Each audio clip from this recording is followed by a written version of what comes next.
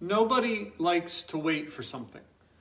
And with the progress of technology, that's a trend that only seems to be getting more exaggerated. In Genesis chapter 21, we see that Abraham and Sarah finally get what they've been waiting some 25 years for. The son of promise is born. Now, the reality that dominates this text, of course, is that God is faithful, that God will do that which he has promised to do, that he will do it in his way, according to his plan, and in his time frame. That alone is a truth that is worth celebrating, for it is far better than anything that we or Abraham or Sarah could dream up. Fittingly, Sarah credits God with allowing her to laugh. And I say it's fitting because a few chapters ago, when the Lord told Abraham that within a year his wife Sarah would give birth to a son, Sarah laughed to herself with disbelief, with incredulity. She laughed as if it were some kind of a cruel joke.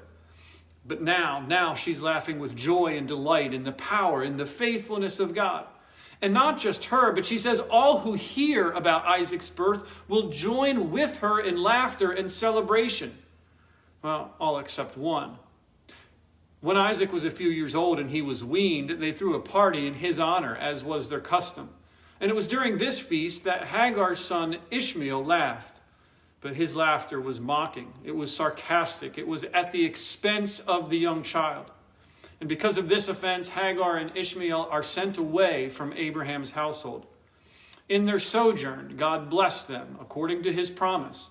And Ishmael grew into a skilled, into a powerful man and received an enormous heritage. Now, we might rightly just meditate upon the beauty of this text and celebrate what it says about God. But what I'd like to do is push a little bit further and look at how the New Testament actually reflects upon this text, particularly Galatians chapter 4. For it's in this passage that Paul compares the Old and the New Covenant to Ishmael and Isaac. Of the law, he says that it is compromised by the flesh, by the enslaving power of sin.